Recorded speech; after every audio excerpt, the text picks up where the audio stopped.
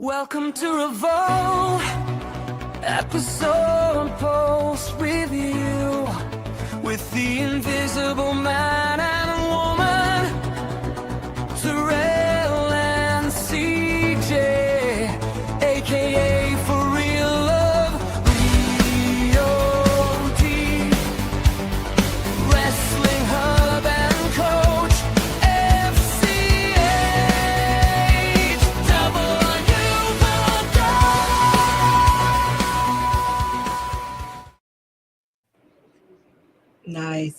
Nice. Oh, ballad, 80s power ballad. I like it. I know, ladies and gentlemen. It's been as Terrell said in a chat. It's been 2.5 years. Welcome back to the Evolve Post Review. We've been gone, but we've missed you so much. I'm joined today by the Invisible Woman. Hello, everybody. Welcome to 2026. Across the pond, Coach FCHW. Hey everybody, it's good to be back. I have been gone longer than most of these guys, but I'm happy to be back. Yes. EOD Wrestling Hub. Hello, everyone. I'm glad to be back. All right. And a special guest, hear these thoughts, because I have the best for last to save. How are you, sir? Oh, thank you. I appreciate it. Thank you. I'm doing all right. I can't complain. Now I have the best for last. Terrell, take it away, you sexy man. Sadly, he's still out doing something right now, but I'll try my best. What's going on, everybody? I'm CJ Whoopi and my fiance For Real Terrell, and we are For Real Love. Yeah. Okay. I try.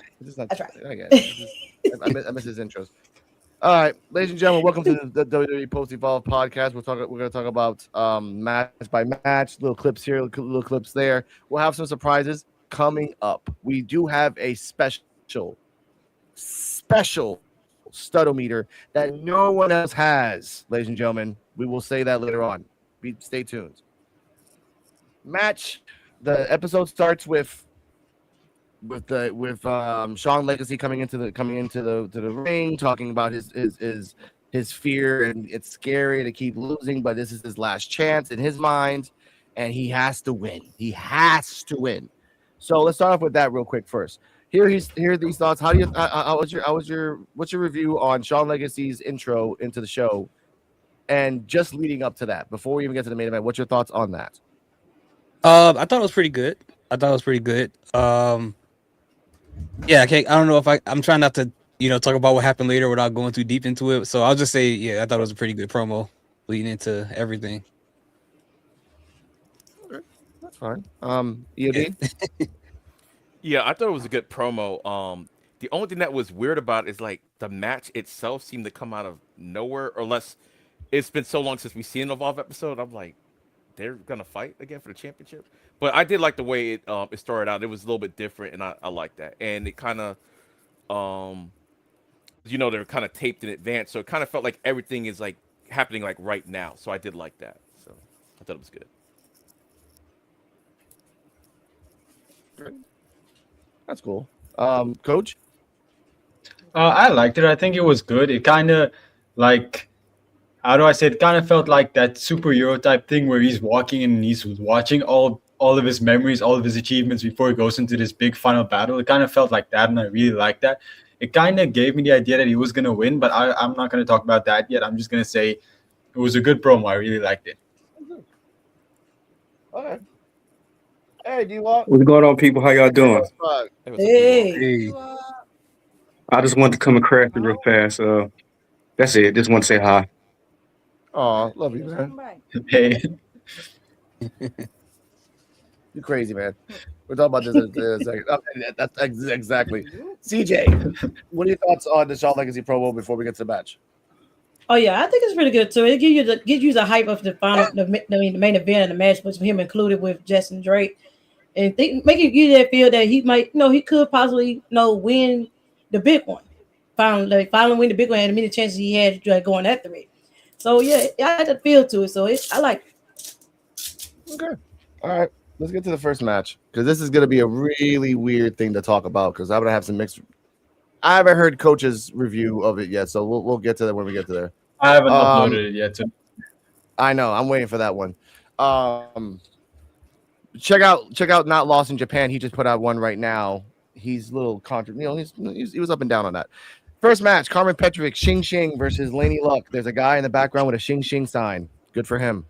I don't know how many years Carmen Petrovic has been like wrestling in NXT because again, she's a PC wrestler. So I think it's like between 3 years, but maybe 4. Yeah. She's been there for a Yeah, minute. something like that. Laney Luck, 11 years in business, and she is the current ID champion. No belt with her, which that kind of makes sense. Capitino Jones doesn't bring his belt, so I get that. Match starts off. Laney Luck is very, Go on. Yeah. No, I think it was an echo. That's what it was. Yeah, it was an echo. Okay. Sorry. Lady Luck. Basically, this match only lasted 3 minutes. I didn't like that. Carmen Petrovic won with the Xing Xing. I'm going to get to that point in a second. It was a good match back and forth. Lady Luck kind of showed out a little bit. And I love and I miss the commentary from Peter Rosenberg. Why? Because Robert Stone, just like Lady Luck, was turned up. Look at that. Pinfall, Petrovic. Luck kicks out. Luck is a party girl. She's always turned up, Peter. I don't know if you're down with that, but she's not turned up. She's turned up. Yeah, I said it. I don't need you to say turned anymore, Stone. I honestly, none of us need it. The next thing you're going to do is try to pull a 6-7 reference. Please don't do it. 2.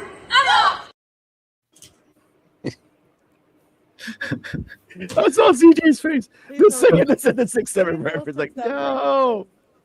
Please no. Welcome, Mr. Terrell. All right.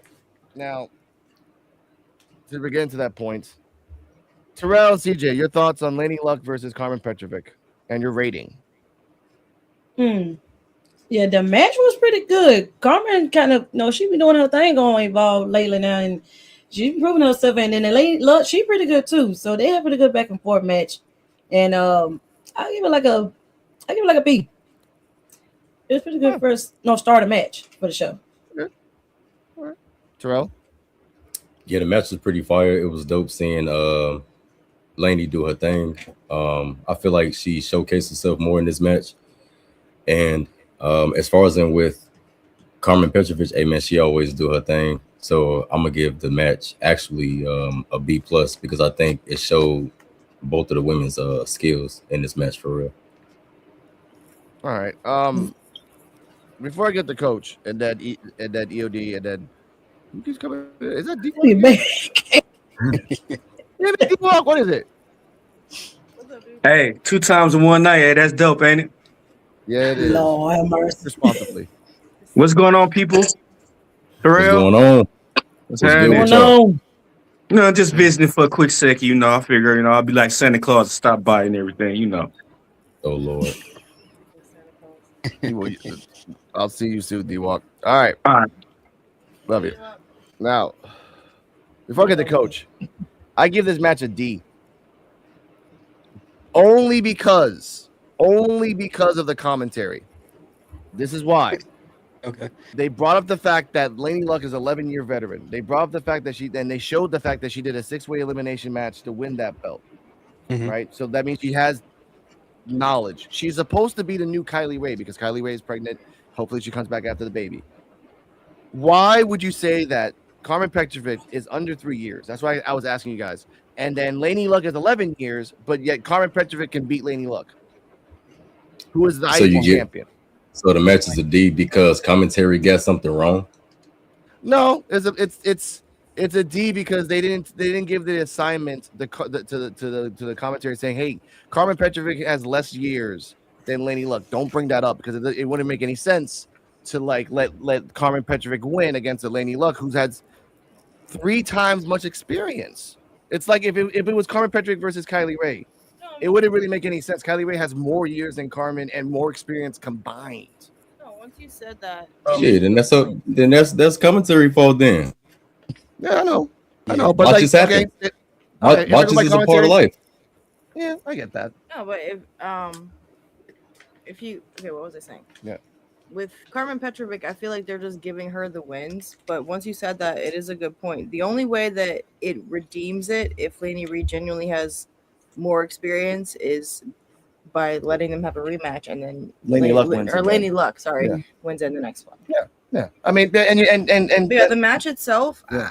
I mean, my reading of it is, I guess, a C plus. It wasn't a bad match. It wasn't a good match. It just it could have been more, but it was a good first match.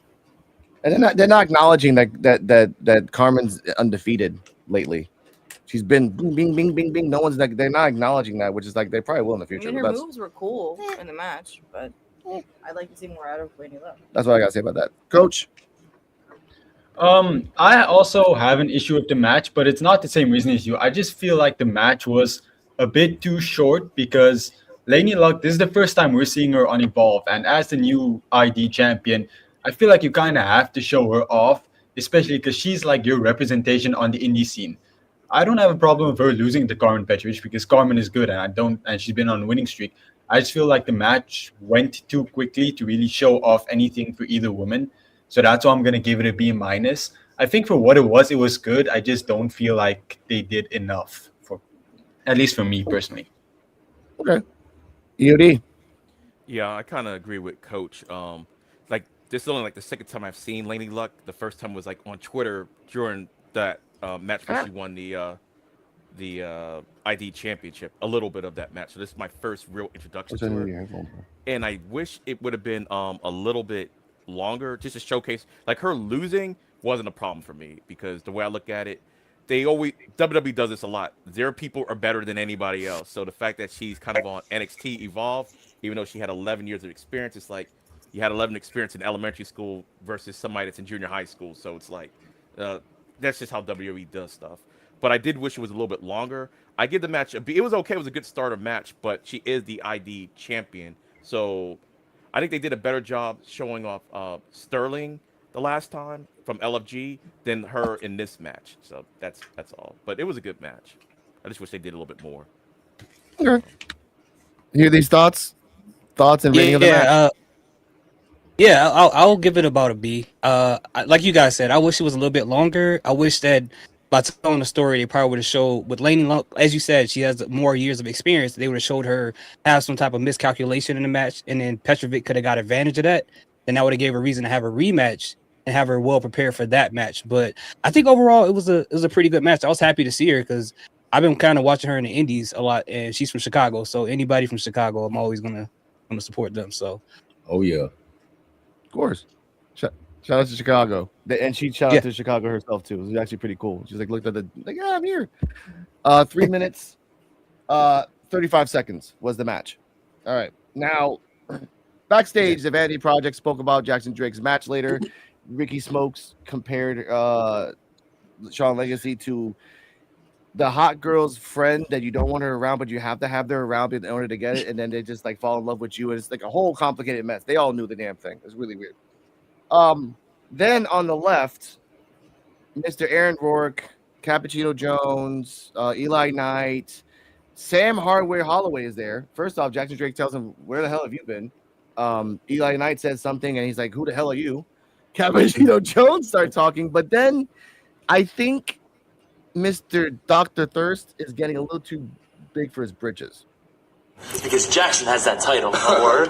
Is that right? Yeah, that's right. That is right. And actually, tonight, Sean Lexi is going to take that Evolve title, and we're going to start 2026 off right. So that's why they call you Cap Jones, because you're a filthy, stinking liar. Oh, man. Hey, guys. So that was a little heated up. So, ladies and gentlemen, CJ, Wolf, and Terrell, what are your thoughts on this? The new group of high school kids in the background trying to be like and stand against Vanity Project. Yeah, it's something, but they really even follow up with they did like the other weeks of the performance centers haven't been taking over the show for a week. Yeah, I don't think they thought about that. They didn't say anything about that yet. Or on the show, really, since it came back. But I guess they were just staying together because they've been beaten by the performance centers that week. So I guess but it's a little nice to see the group together or whatever. yeah, it was pretty entertaining. I just thought it was weird that they didn't bring that up at all. Yeah. I was looking to see like some type of takeover or something like that. They're still waiting on that. Coach, your thoughts?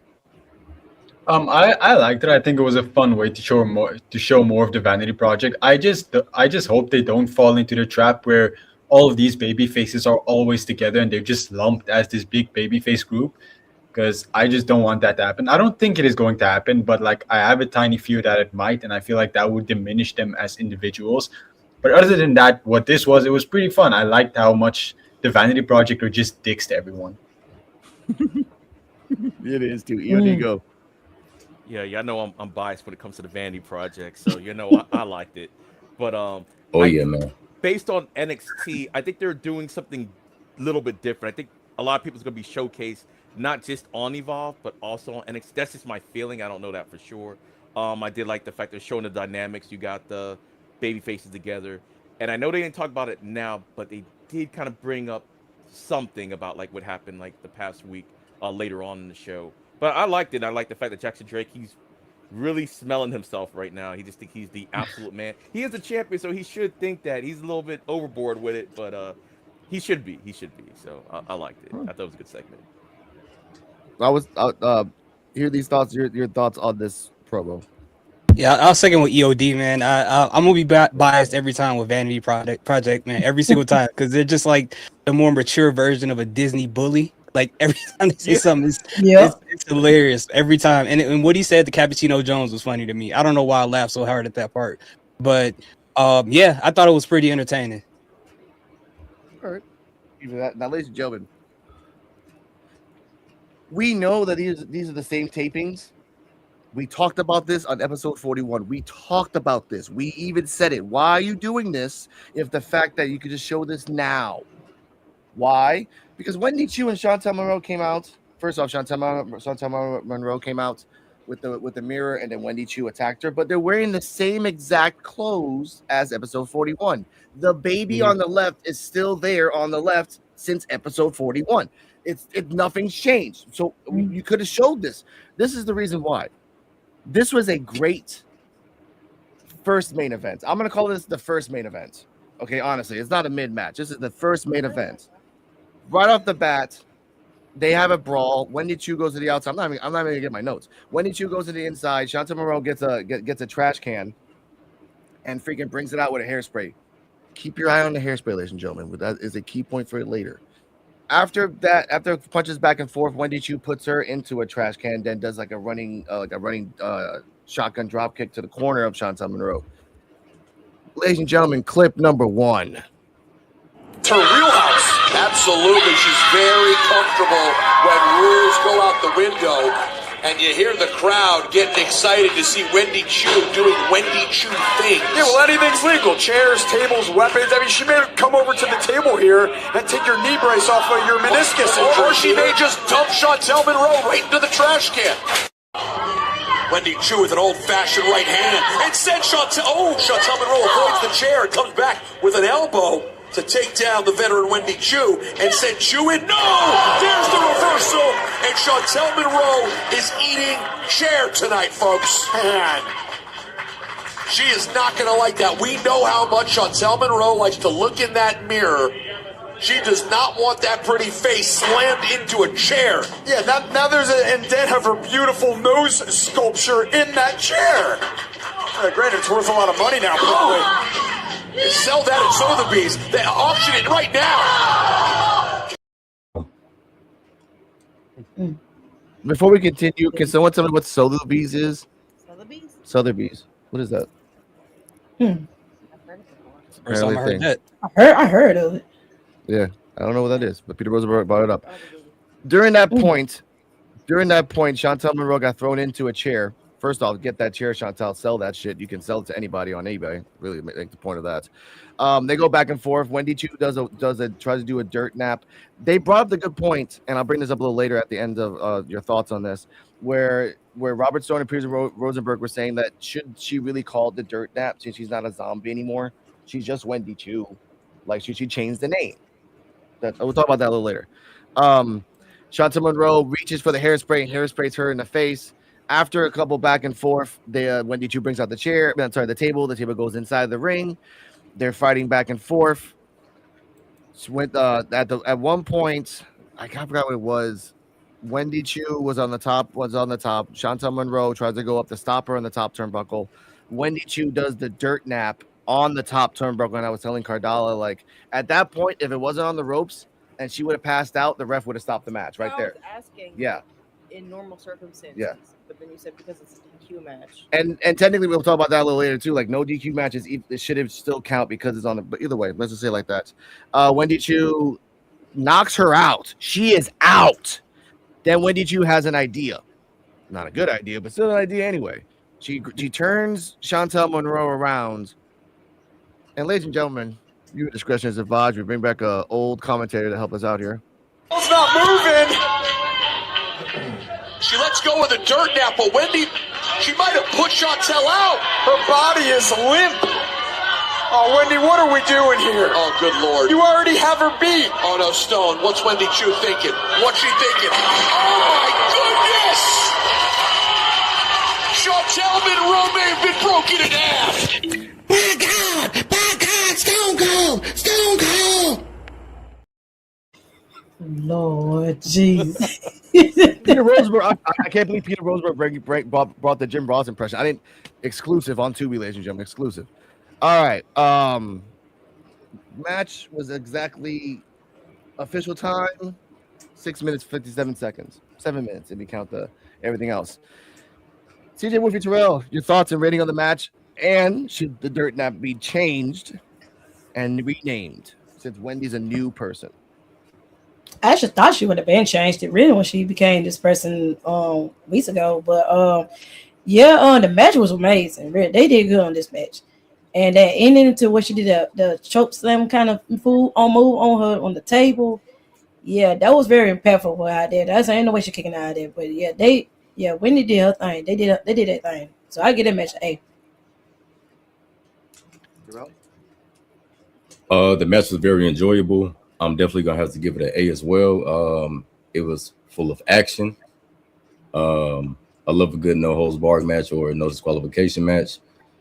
As far as with Wendy Chu, well, actually Chantel Monroe, she actually did her thing. I actually enjoyed seeing Wendy Chu just come out and just full blown interfere her interest because I felt like that was what was needed to be done.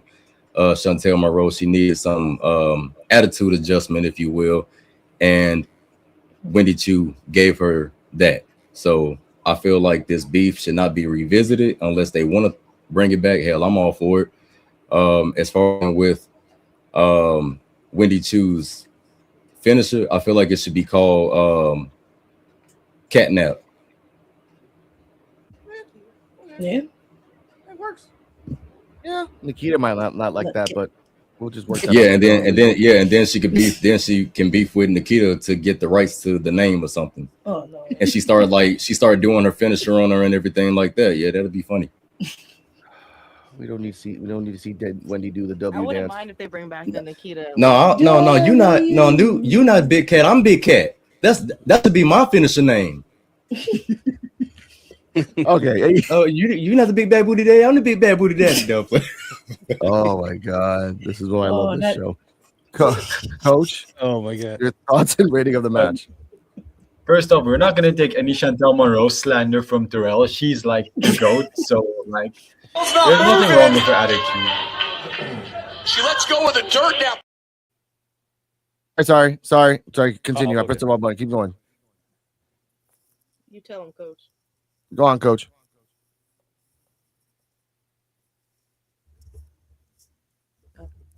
Oh, Coach, you might be on mute.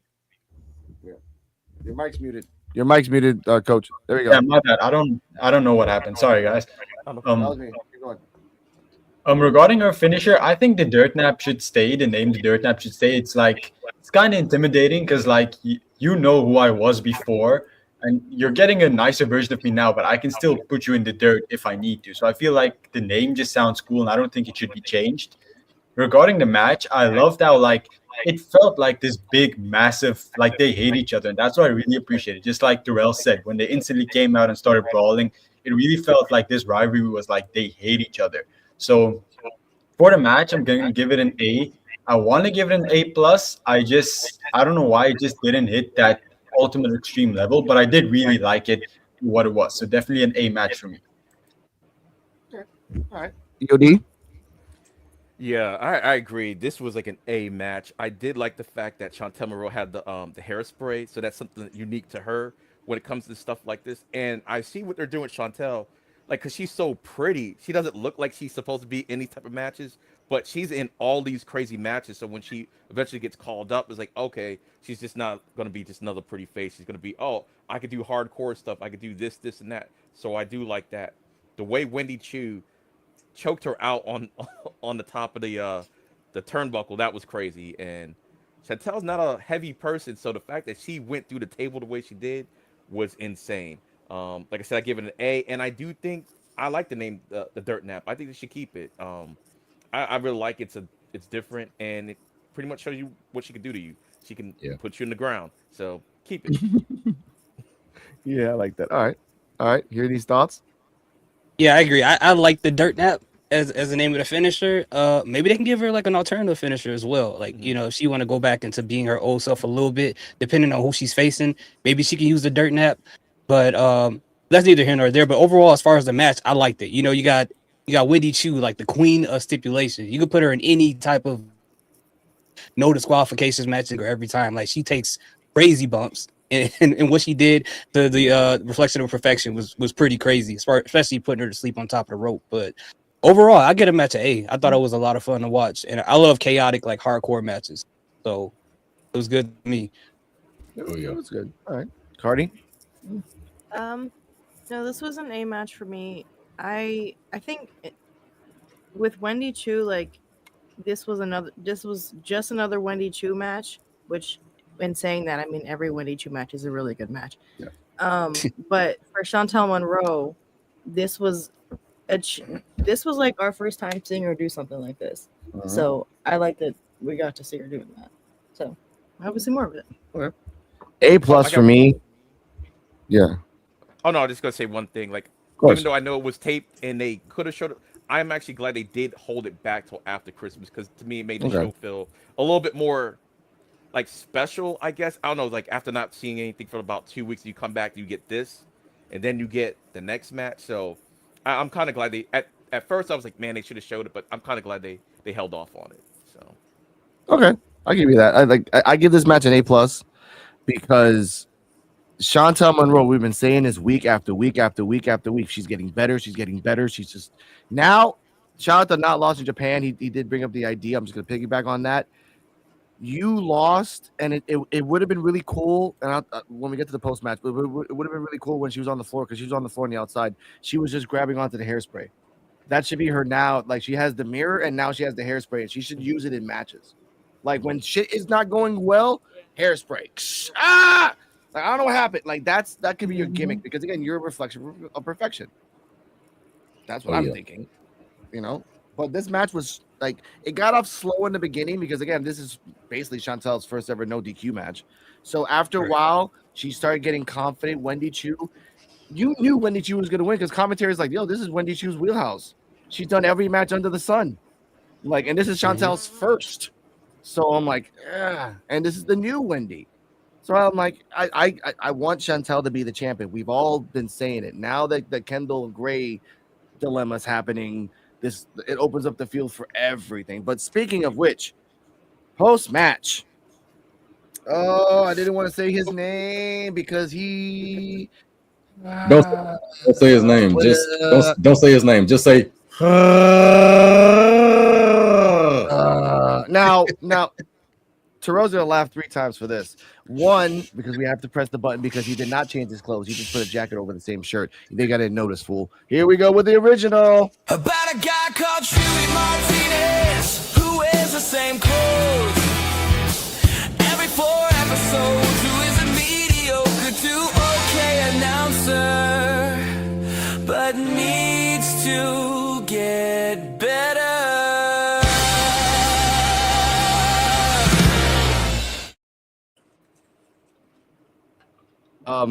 I didn't notice that. Thank you. Producer's note. Cardi M just said she can't believe that it's catchy. It is.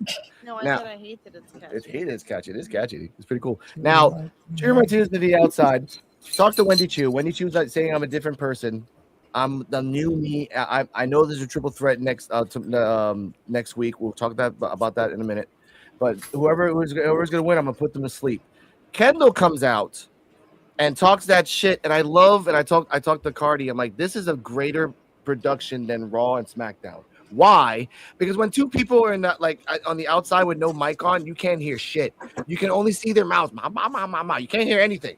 Yet somebody put a mic in between those two women and said, "Look, talk. We got you. Don't worry about it. We got you." Kendall Grade said, "I already made you talk once. So I'm gonna make you quit." And she says, "That was the old me. You're not gonna get the new me, champ." So right there. Now, ladies and gentlemen, before we get to the post match and our thoughts on the predictions on this, we have somebody from Mount Olympus who has a very special message for all of us. But before, hit that intro, you sexy ass man. Oh, who, me? Oh, thank you. If you're not tan and jacked and ready to attack, or if you are weak and pale and ready to fail, then this is not the place for you, cause it's time for the start of meter with its God. Oh boy, he's got a fresh spray tan. He's looking like $1,000,000 bucks right now. Guess who it is, dummies? It's Gal. With a massive shout out to the P.U.W.F crew. We're talking Terrell, CJ, For Real Love, EOD Wrestling, Coach FCHW, and Cardi M. Oh yeah, you guys have been covering WWE Evolve since episode 1, and much more importantly, you've been talking about me. It's Gal. Every single week. Smart move, dummies. You know greatness when you see it, when you smell it, and right now it smells like mint condition. No competition. Oh yeah, I was also asked to rank Chewy Martinez on the Studometer. Am I seeing right? Listen, I looked at Chewy, I looked at the charts, and the Studometer doesn't even go that low. So Chewy is not even in the books. But I want to thank you guys for being fans of It's Ga. And don't forget, you got to keep it lean, keep it tight. The abs are blazing through the night. Oh yeah. That's crazy. That's amazing. I thought that was damn. What? I've been sitting on this for a week. Damn. Bro, So Oh my god. now, CJ Wicker Terrell, your thoughts on the Studometer and the gift for all you guys. Again, I love you guys, honestly, and I've been saving this shit for a week. Well, let's just say this. It's gone. I don't think in any universe Chewy Martinez, Chewbacca will ever make it on the Studometer. Boys.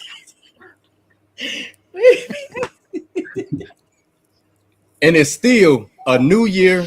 It's 2026. But it's still fuck Chewy Martinez and his sensitive ass. Yeah. Oh my god. That's how I feel. They had to do him like that. No, man.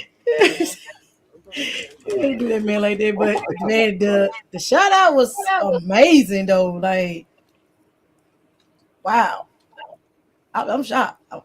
Wow, You guys are important to me. Like if I knew, like I did this, like almost around the time when you announced your being together in the marriage, I kind of wanted to say it more, but they only give you 250 characters to put out there. Like that literally is what he said. That was the last letter I could put in there. Like the Chewy, either like rate Chewy Martinez or rate Robert Stone. I'm like, I'm not giving that asshole like a 9.5. No, he's gonna give him like a 9.5, whatever. We already know that. Chewy Martinez needs to be said. But Coach, your thoughts on the Studometer? Best Studometer by far so far. I really liked it. First of all, thank you a lot for getting it for us. I mean, that was really cool. Actually, getting called out by It's Gal or like mentioned by him. I think that was really cool. I really appreciate it. So thank you a lot for that. Oh yeah, it's beautiful. That. EOD? And then also shout out to Yuri's thoughts because like you didn't get mentioned, but you're still also important because you're here. Because But he came in like he said to hang out. Like, Oh, I appreciate it. Bad timing. I'm sorry, Yuri. Thoughts like I would have told In him the next one. in the next Oh, one. no, probably. I just got here, man. I don't get perks yet. Oh man, because you've been covering it too. Yeah, you have. Yeah, I've been sharing your stuff out on Instagram and stuff. So Yeah. we know. Oh yeah, thank you. I Yeah. appreciate that. Well, One and then thing we we like to talk do. on we talk on TikTok. Yeah. I watch their stuff every day, man. So, But no, man, I ain't gonna lie though. Like last year was just a test run to see how this whole content creating thing was gonna go because me and CJ, we only got a year as of January 6th. We only have a year in the game when it comes to the IWC. And we just love to see everybody grow. That's all we want to do is see everybody grow and also get some content out there. And yeah, man, we appreciate y'all, bro. Like for real. But yeah, man. Chuy Martinez, sorry, bro. You gotta like That's go train with some stormtroopers or something, bro. That's No, you know wild. what's okay. I would say this right now, real talk. I was trying to get a Dante Chen cameo. This is another thing I was going to do. He doesn't have one. He doesn't. He's lucky because I was just just gonna like. All right, this is. I was supposed to say that I'm a piece of crap because Terrell tells me, and I'm not a good. I'm like, yeah, that I was gonna pay for that. I don't care. That would have been the greatest gift ever for Terrell because Dante Chen does kind of suck. But either way, EOD, your thoughts on the subtle meter? Well, one, thank you again for that because that was a Appreciate awesome it. shout out. I really appreciate Right. that. But yeah, like Chewy, I actually have no problem with you. Everybody else does, but that Stuttle meter was like that was right on. I can't even front on that. That was right on. But yeah, it's Gal. Like he has definitely grown on me. His Stuttle meters are always fun, so I really appreciate. That's like the highlight of the week for me. So yeah. Oh yeah. So thanks for that. Thanks for that. Oh, and Chewy, Chuy Martinez, while the camera is rolling.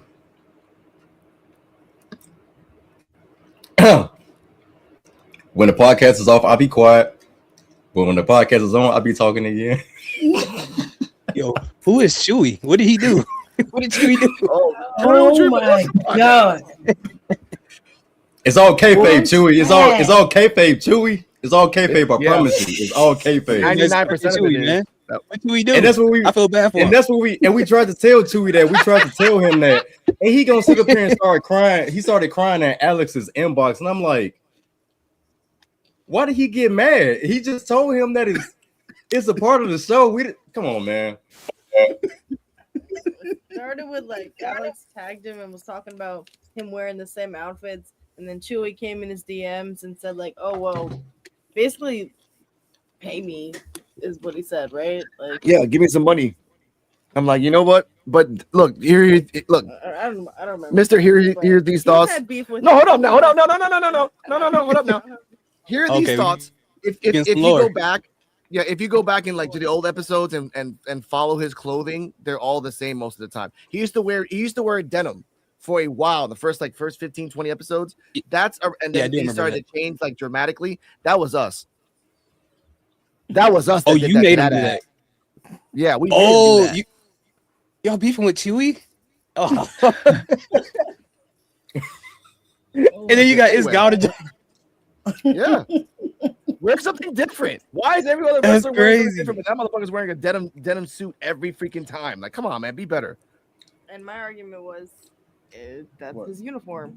And then he changed it. And then he's like, "Oh, I can change it." Boo, dude, boo, baby, boo, boo. If you're wearing the same thing 4 episodes straight, you're still wearing the same thing, bro. Just because you go by every tapings doesn't mean that you're smart. You're just being lazy. Okay, that's it. But again, we love you, Chewy. You're not a great announcer. Chewy, just get a different Either way. color, Chewy. Just get a different color. Just get a different color. He's gonna say we love you, Chewy. You're not a great announcer. That is crazy. This is gonna be on YouTube. Stuttle meter, Chewy Martinez. This is gonna be oh my god. God's gonna like this too, by the way. But all right. Anyway, post match, everything else. Let's talk about that right now. CJ Wolfie and Terrell predictions for Wendy Chu versus Kendall Gray. If the triple threat does not win, if Kendall Gray doesn't lose a triple threat in that aspect. I'm thinking Kendall might end up losing that belt, and we don't know who. Maybe BJ Vasa, maybe her. Maybe get a little good run with the title, but if she still lose that title and they still got that match going, I kind of see Wendy getting the win because Kendall did had the win over her the I Quit match, which made her talk for the first time. Per storyline, but yeah, I think Wendy taking the win this time. I would like to see. Well, I would like to see Kendall Gray actually lose the title and go on to do bigger and better things, man. Because she is it. She is it. She's got it. She is got it. No, man. But no, all jokes aside, though, man. I think she's ready for the main. Well, not the main roster. Well, shit, she could go to the main roster, No, but she I think called me she's on ready NXT. for NXT. And I feel like the next person to get that belt, man. I just want to see Dark Times and Evolve, bro. I'm ready to see PJ Vossy, aka Baby V, aka should have been Baby D, and next Friday get the title. She ready for the title, bro. She ready for the title, and I say she hold it until she relinquished that mug or something. I don't know. We get that Oba feel. Yeah, for real. She give you that monster.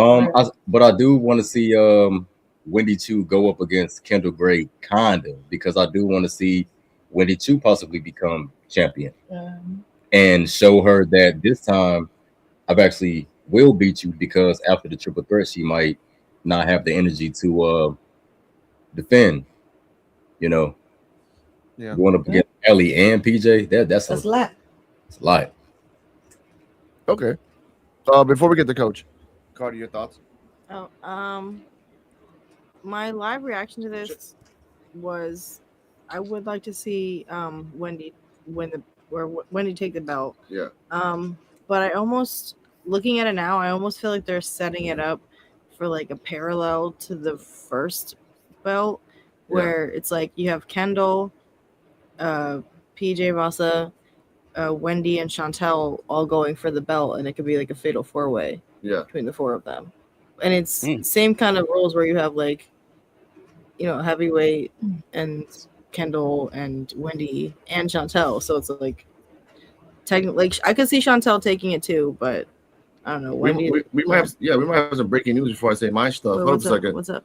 Chantel Monroe is heavily speculated to be on LFG season 3, so this was her Evolve write-off, I guess. I hope not. Really? That would be what? That would be really surprising, because like usually LFG guys have only made like 1 or 2 appearances. It hasn't ever really been anyone major from Evolve that goes to LFG, so that would be really strange if she goes there. Yeah. Mm-hmm. If she do go, man, that's gonna be wild, because they really building up time in Chantel Monroe. After Kendall Gray, they have showcased her the most, and she has had the most growth. No disrespect to Callie Armstrong or nobody, but I just feel like they have put in a lot of time in to Kendall Gray and Chantel Monroe, and to know that she's going to LFG, I mean, it's gonna be very heartbreaking to a lot of Chantel Monroe supporters, because she is dope for real. Yeah. It's like your favorite local baseball player that you don't want them to go up to the majors, but you know that they'll be great. You know that they'll be, but you're gonna cry. And it's a lot of people that's not able to keep up with LFG in real time. Yeah. I hope it's just a rumor and it's not actually going to happen, because that would actually suck. It's like, sure, if you use someone lesser on Evolve, that would make sense, but she's like a major player on Evolve. That would be strange. Yeah, I just think maybe it's more the, even though, like, because I don't watch LFG, just the fact you have like TV time, so when they start to make packages later on, it's like, oh, this person was on this show for like this amount of time and blah blah blah. Even though to us it feels like it's a backwards thing. It doesn't feel like it's a lateral move, but maybe for their, because like I said, I saw the house shows and she's up there with like the Zarias and stuff like with the main NXT people when she's doing the house shows and stuff like that. So I mean, that shows that they see something in her. So maybe it's just another way just to, all right, give her some more airtime, I guess. I don't know. My biggest issue with this is what does she gain from it? Because usually the winner of LFG gets an NXT contract, right? But if you lose, you go to Evolve. So like, if she doesn't win, if she disappear for like 6 months, or if you want to bring her to the, if you want to bring her to NXT, just bring her to NXT. She really doesn't have to go through LFG for that. No. Yeah, she's ready. She's ready for NXT. She could real deal be a major player on NXT for real. And if they even want to take it another notch, for some odd reason, man, I keep thinking about Blake Monroe. Blake Monroe could real deal use somebody to like hype up with if they wanted to. I think Chantel Monroe and Blake Monroe would they would do some damage together. Well, Blake Monroe might also leave. Yeah, She's rumored to be she's the main yeah. roster too. The way they wrote her, the way they did her, I'm thinking No, she's leaving. Called up. Yeah, Yeah, they say she gone. was leaving. They say she was leaving. Oh, they say she's leaving. Okay, because the way they did it, I was like, I think she's get called up. They say she's gonna get called up. They can't unban the wrestler. They didn't unban Mr. NXT. Like he never came back. He's bye. Yeah. Bye, Bo. But I want to say this first.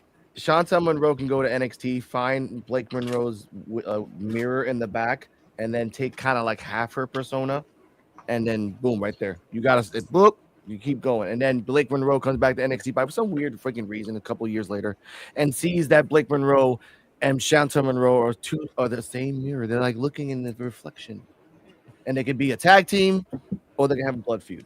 Either way. You say a couple years later. I say NXT Homecoming 2 or something. Yeah. Blake Monroe comes in and sees Chantel Monroe, who's like I actually look at Chantel Monroe. If JC Jane gets sent up to the main roster, except for Fallon and Laney, I see Chantel Monroe sliding in to be the leader. Right then and there. Let's go. It makes sense. Chantel Monroe is just as vain as Blake, and she's getting tremendously better in the ring. The comparison between them. Yes. Their gimmicks are really similar. Yeah. And then she actually had a mirror this time. She wasn't faking it. All right. Terrell's gonna smile for this. Trill London promo. And I hope this is his actual theme music that comes out, because if this is as his actual theme music, it's gonna be a banger. It's actually was badass. Yes. So thank you for this. He looked like between Kendrick and then a little bit of like his own style, and I love that he talked about he made his own clothes, and he was in football, and he has a chance to be in. And I love that in these promos they said, "Look, you better talk." It's like a Vince McMahon. You better say the word evolve. Like how many times? Just say the word evolve like 25 times. Say it. Muscle up, show those muscles. Because they showed the muscles. Someone is a Vince McMahon fan in these promos because they showed a lot of muscles and face and moves. That's the Vince McMahon formula there. So, what are your thoughts, TJ Wolfie and Terrell, on this new Trill London? Not the Trill London who lost to Keanu Carver and Harlan Lewis. Not the Trill London who was in the tag team and that showed out, but this new style. Yeah, I'm not gonna lie. Yeah, I like. His NFL, his time in the NFL was pretty dope. But I will say this: when that man was selling in those matches, even though he was getting his butt whooped, he was selling in those matches. He was, and that's what caught my eye, because I love a person that could sell. That man was selling like he was in Tekken, ragdoll physics all of the way, man. Like this man break a limb, you know what I'm saying? And then to see this new video package that they have for him, it was pretty cool because I'll let CJ say it, but when she said it, I was like, yo, I can totally agree. Like, I love the way they presented him. It was pretty dope. Yeah. I'm excited, man. Trill London, that's my boy. Oh yeah, can't wait to see what he gonna do. Yeah, she said it looked like a music video. The way it looked like to me, it did. It like a whole music video just in him without him rapping. It works. Like, and I hope he actually comes out in like the black and white setting, like when like Tony Storm does it. Like when he comes to the ring just like that, just black and white. They use the lights to kind of go in and out of the thing. You kind of see him and do see him. He will fly into the ring. Like they used to do that for Sanity in NXT. They just do the little crazy camera angles, and by the time they were in the ring, like holy shit, how the fuck they get in there? What they do for Vanity Project? No, God, no. Let's not. We'll talk about the V's in later on. Like EOD, he has competition for best fan of Vanity Project. He has competition later on, ladies and gentlemen. Okay. Oh yes. All right. You meal. But wait a minute, Coach. Your thoughts on we're gonna go around the clock. Your thoughts on Trill London promo. Well, since I've watched, I've probably seen a bit more of him than some of you guys, but I really like him. I'm a massive fan of him. I think he's really cool. He just has this likable energy to him. So, like, I'm really hyped to see, like, what they do with him. Clearly, they're putting a lot of effort into him. They're going to give him a whole promo package. So, I just hope they book him well, because I really think he can be, like, a major player here. Okay. Mr. EOD? Yeah, I like from London from what I've seen because I'm not. I mean, he's been around for a while, but I didn't watch the LFG stuff. But this package that they gave him, to me, it feels like he kind of felt like Swerve Strickland to me. And I really liked. I think I was like, wow, this is like, and for Evolve, it was like a completely different presentation they gave like anybody. It even looked like the production value was like a little bit better. So and we know he could go, and the fact that he was a quarterback but he's so athletic it's crazy. You would think he would have been a wide receiver or something like that, not an Oh NFL yeah. quarterback. But yeah, he's good. He's good. So I can't wait to see his new character because he never came off like this before. So You, I'm looking forward you, to it. you know they used to say that about Michael Vick too. Oh yeah, yeah. Man, that man was nothing to play with. We love this show too, D-Walk. He's having some fun tonight. Either way, hear these thoughts. What are your thoughts on this Trill London promo? I saw your reaction on Instagram, but what are your thoughts? Yeah. Objections. Yeah, with Coach, I watched him on LFG when he had that match against BJ Ray. That's when he really stood out to me. And just like Terrell said, him selling in that one match, like he was on Dolph Ziggler level of selling that match. It was crazy. Yeah, he had two matches. He had 2 matches before he went to LFG, Yeah. and he sold He his did. both of them, bro.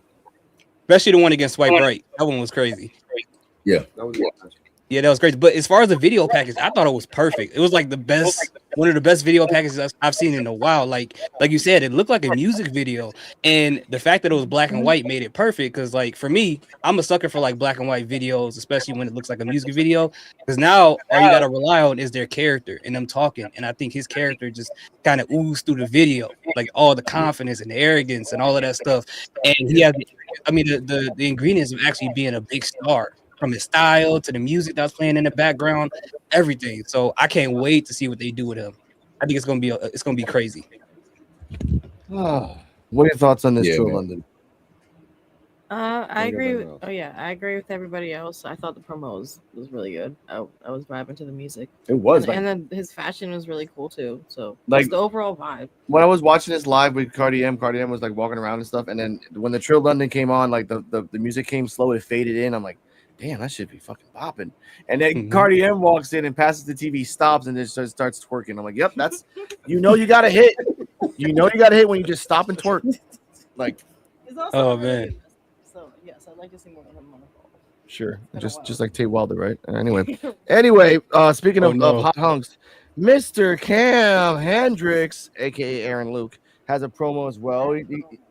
That was a weird promo because I like while Cardi M was watching this, I was like, oh yeah, by the way, that's Maxine Dupree's husband. They just got married, and then it showed at the moment when he turns around, does like a weird universe, like Stranger Things, Joe Hendry pose. Joe Hendry, yeah. Like, Yeah. I was like, oh damn, dude, hey, whoa, bro, hold up now. But like, ugh. But CJ Wolfie Terrell, your thoughts on the Cam Hendricks promo? Like Cam Hendricks promo, and the fact that he has a like Money in the Bank cash in. He can pick whenever he wants to fight Jackson Drake. Oh yeah, and yeah, it was interesting, and seeing more stuff about him. If anybody watched LFG, like I ain't watched LG, and more about him now. He seemed like interesting wrestler, and the way he was on the episode Evolve last year. Yeah, he gonna be something. So Jason Drake might have to look out for something. Look out for him. Yeah, I had checked him out in some highlights from FG. And I also know we had saw his full match that he had against ISO Speed on Oh yeah. you know, like he does like different little things with different sports and stuff. And you know, that was the one Cam Hendricks was the guy that ISO Speed had his actual like final match against in the little video package, which is actually pretty dope. I honestly think ISO Speed would make a perfect fit in WWE, but other than that, yeah, dude is awesome. But I love his finisher. I love his finisher, like that spinning rock bottom thing, like with the one arm tied out inside. Yeah. It's called Lights Camera Action. Yeah. Lights camera. Yeah. I want to say, what's up with all these Dwayne Johnson variants though, man? Like I know they have a deal with Capcom. I know they have a deal going on with Capcom right now, but what is going on? We got Ricky Saints, we got Ricky Smokes, we got Cam Hendricks, like Shoot, Ava. We got we got Ava. Yeah, we got Ava. Yeah, that's Aquaman rock when all the females are males and all the males are females. Yeah. They cloning them. We got the Diesel brothers. Yeah, man. What's up with all these variants, man? We get for real, cause he slick look like Cam look like Rocky Maivia version of Rock. Yeah, and then we have Ricky. Yeah, then Ricky Saints literally look like the People's Champ, and then we have Corporate Rock. That's Ricky Smokes. Oh yeah. I ain't gonna lie, man. I love Ricky Smokes, man. Ricky Smokes is my boy. I don't care what nobody say. Like I know I fucks with Jackson Drake, but Ricky Smokes is my guy, man. That's AC Slater to me. But yeah. Oh no. As soon as I saw him, I'm like, Saved by the Bell right there. At AC. Now, oh my god, I just over there. Oh yeah, by the way, EOD, your thoughts on your thoughts on Cam Hendricks. Cam, exactly what CJ Wolfie said when I was doing the live stream. I was like, this dude looks like Rocky Maivia when he was cutting but not a baby face, because he was like a super baby face when he came out. But Cam, he was impressive during that gauntlet thing, and I think on LFG wasn't he have like a little beef with Harlem Lewis? I would see clips here and there and everything, so I didn't like watch LFG, but I kind of saw something was going on with that. But I think he's gonna be good. The promo, it wasn't as good as Trill's, but but just his presence in the ring from last week and his promo they cut now, it's like, okay, yeah, he could be one to watch. So I think they're putting something behind him. So that's cool. Hear these thoughts? Yeah, I mean, I agree with the him being a clone of the Rock thing, like Terrell said. Like that's the first thing I thought about too when I saw him. I'm like, bro, is this the Rock TV show? Like, what's going on? But as far as him, like, I think he's pretty good in the ring. Like you said, with the gauntlet, I like the WWE ID versus the Evolve gauntlet situation that happened. The promo itself, it felt kind of off to me a little bit. It was like they told him to be intense and to read a prompt with his eyes wide open. And it felt like he was trying to do that the whole time. And it was just kind of weird to me. But other than that, it was just okay. And like you said, it wasn't on the Trill London level, which is pretty hard to do, honestly. It's really bad. Like Nirvana played, and then the next band is just Ricky Saints harmonica band. Like you're not really gonna like get the same pop as Nirvana. Yeah. You tried. No, but it's a good point that you said that, because I feel the same way about a lot of the wrestlers from the first season of Evolve, like Keanu, Harlem. I feel like they gave them the same directions, like just look crazy, go for it. I feel so bad for Keanu Carver. We'll talk about him a little later. Bryce Donovan.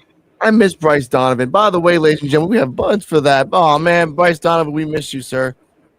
We missed you. Let me see if I got to the button. Here you are. And Jamar Hampton.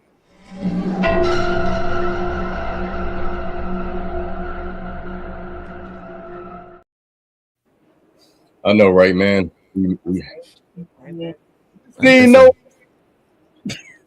I miss Inoue too. Like that was the guy. I'm still trying to figure out why. Remember that time Keanu Carver cut that promo? He said, "I don't want to go back to jail for his match." Yeah.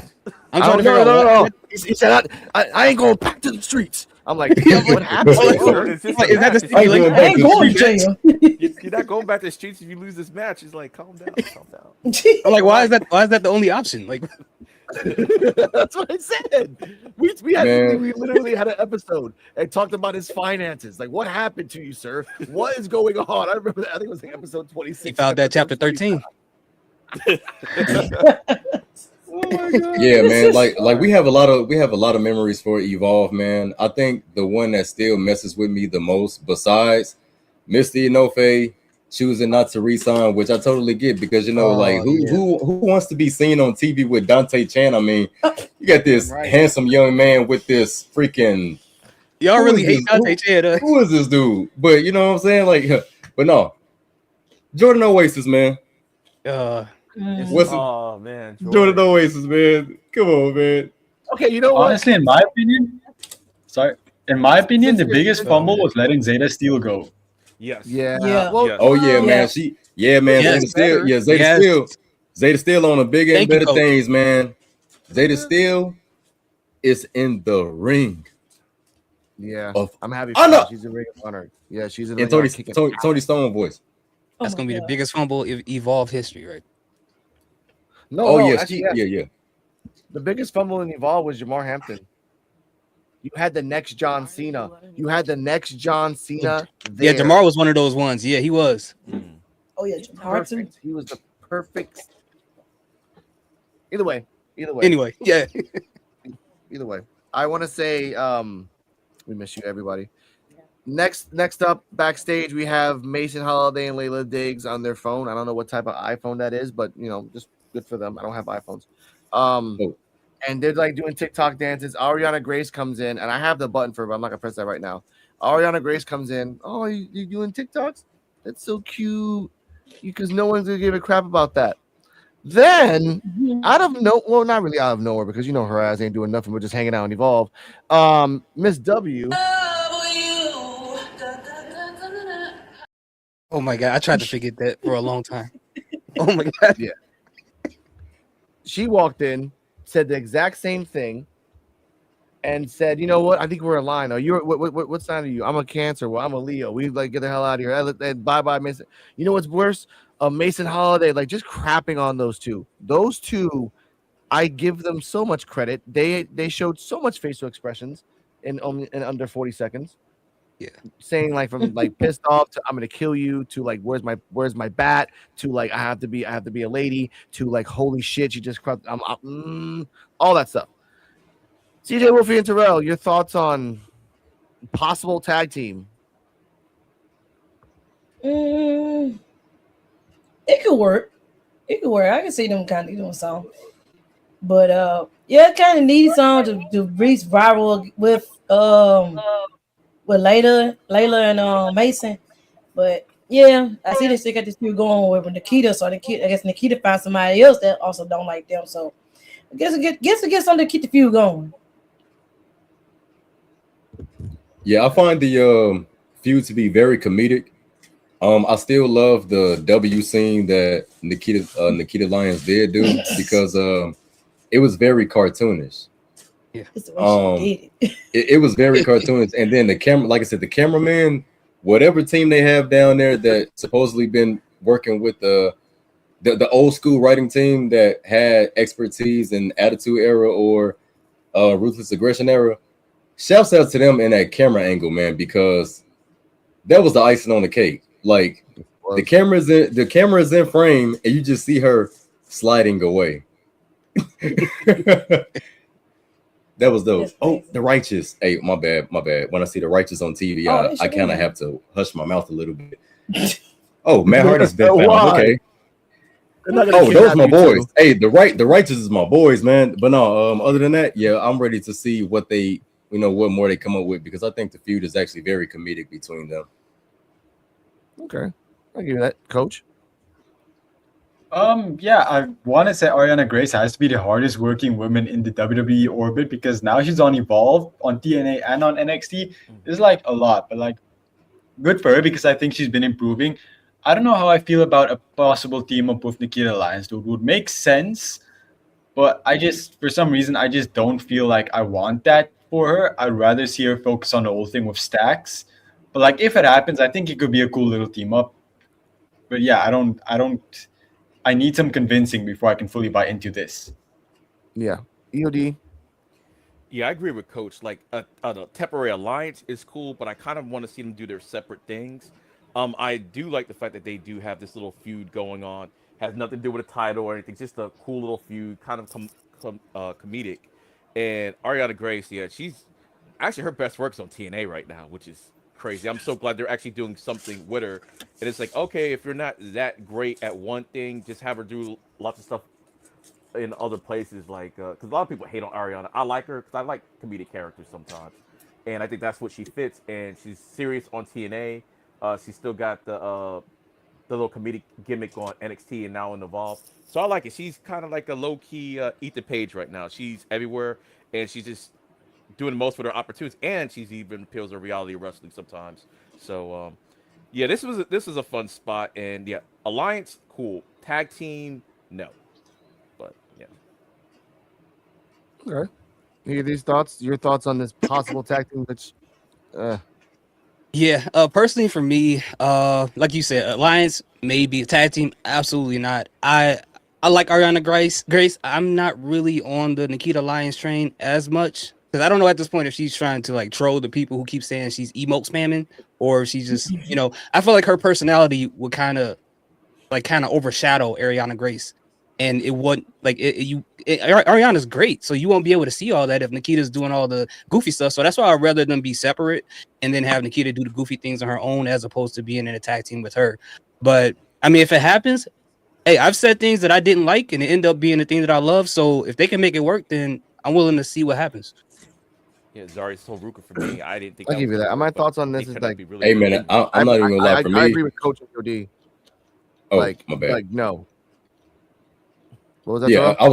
I was gonna say for me, this might be well, I don't know how y'all will feel about it, but even with EOD when he said Zarya and Sol Ruka, hey, there's just something I wish never happened. But honestly and truthfully, I was against Sami Zayn being a part of the bloodline. I felt like Sami Zayn could have did his own thing. Honestly and truthfully, when that first happened, boy, I had friends calling me nuts, calling me crazy. Like, bro, you don't know what you talking about. And like, man, I just feel like he could have been, he could have did something else. Did they have classic moments? Of course, but I still feel like Sami Zayn could have done something else. He was better by himself when he was doing the whole Fidel Castro whole thing when he had the green suit and all that on. Yep. Yeah, I freaking conspiracy loved theories. it. Yeah. I Yeah, loved I it, want man. to say, I loved it. But I want to say I don't think what happened with Sami Zayn was wrong. I think it was very entertaining. I think the problem came that they didn't have him end up winning. I feel like if in hindsight, if he ended up defeating Roman Reigns, it would have been 1,000 times more impactful than what actually happened.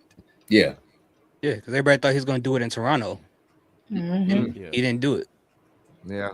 Yeah, but sometimes That was- stuff that- you they gave him hate, the extra power. you might end up liking. Like I said, so Ruka and Zarya getting together, I did not like it at first, and now I rock the T-shirts and everything. Like I can't get enough of that tag team, and I'm hopefully they don't break up, but I don't. The story needs them to break up for storyline purpose, but if they want to drop that Yeah. storyline, I'm all for it. Like I just call want them them to both be the women's Fraxium. up.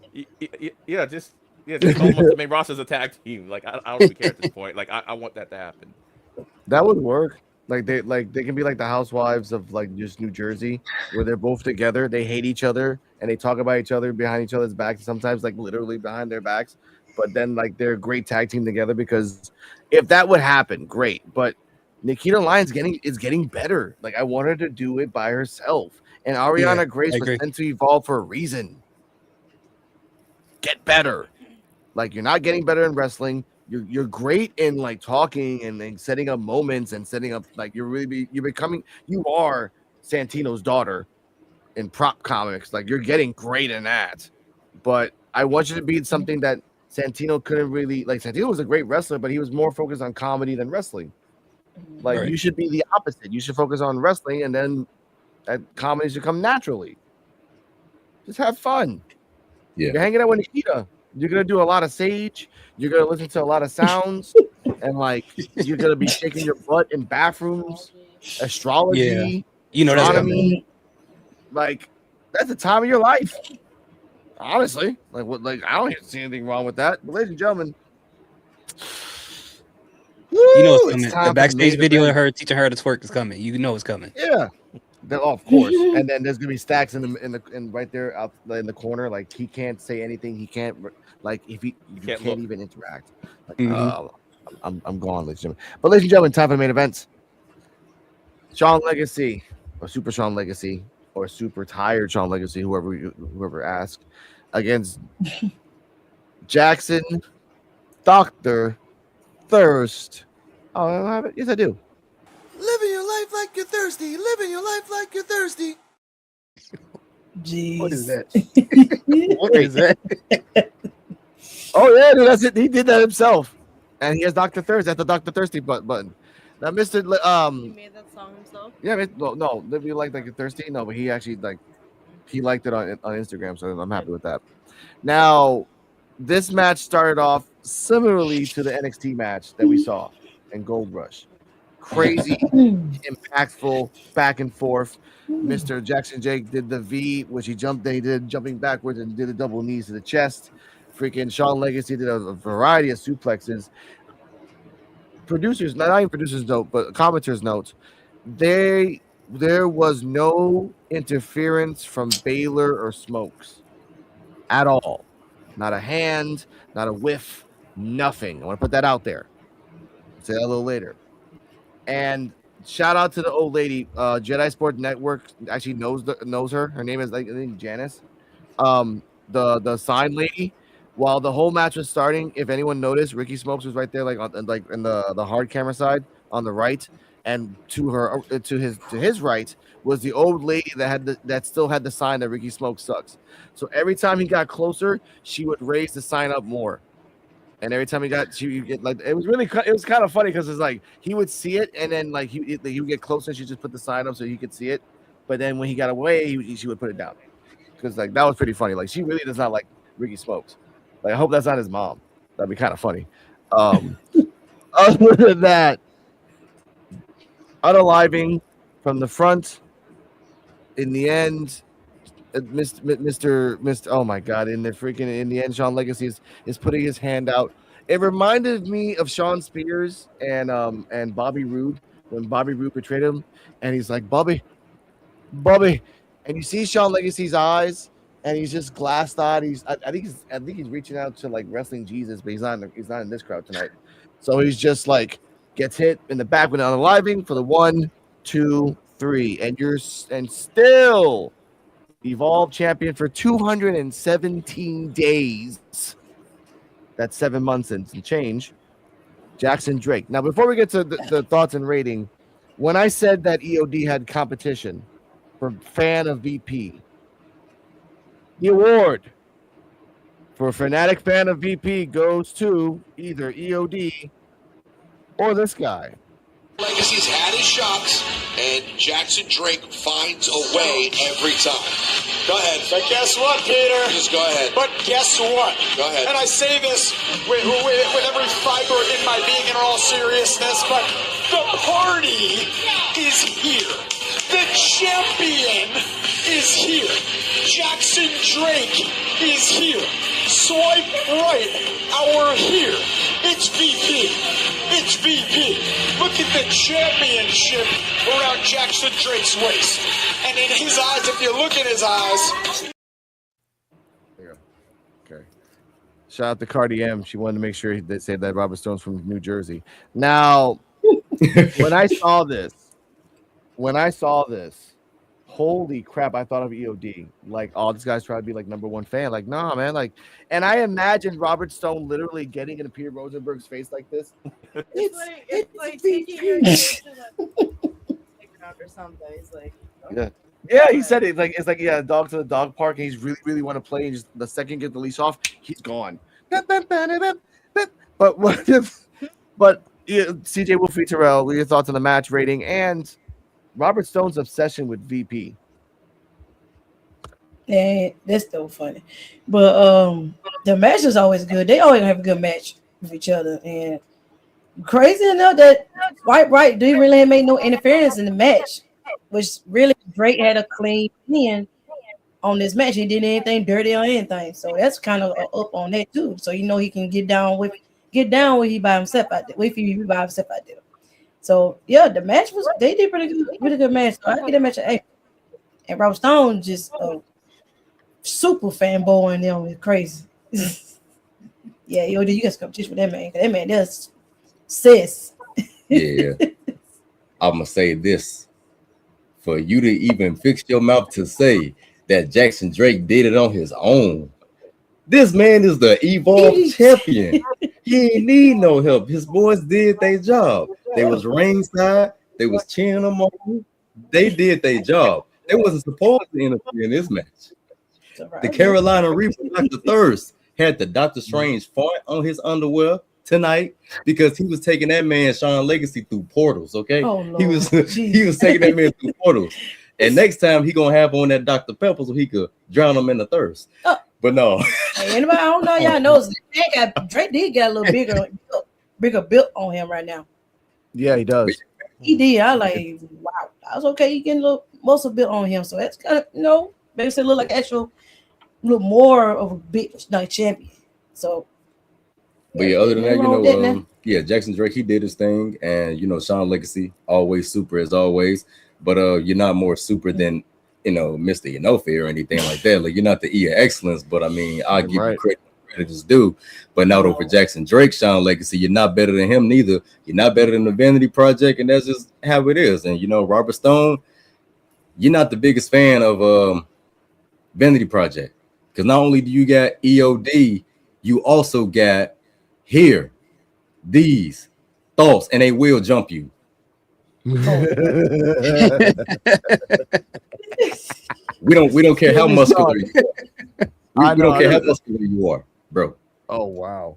We don't care how good of a shape you in, Robert Stone. We don't care that you lift 10 trees a day. 10 trees.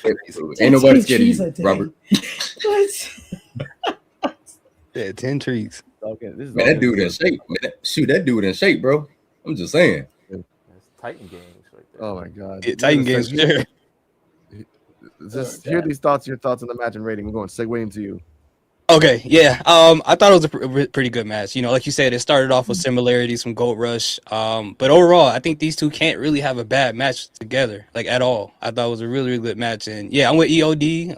Terrell said, man, when it comes to glazing Vanity Project, I'm here all day for it. All day glazing. So Krispy Kreme donut. All the glaze you want. Oh my god. All right. Coach, your thoughts. I think it was a great match. I really liked it. I don't think it was their best match yet, but I definitely think it was up there for one of theirs. They've had a lot. I was kind of surprised by the result though, because it seemed like they were setting up Jackson Drake to like go up to NXT with everything that was happening on NXT and him talking about his future.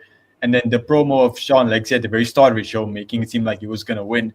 So I was kind of going to thinking he was going to win, but I don't mind. I now think Sean Legacy is probably going to be gone, because I don't see where he goes from here, because like he's failed like how many times to win the championship now? I don't think. But if they're going to try and build him up again, by the time he's going to go after the championship again, we're going to have a whole new champion. And then it doesn't feel the same that he lost to Jackson Drake the whole time.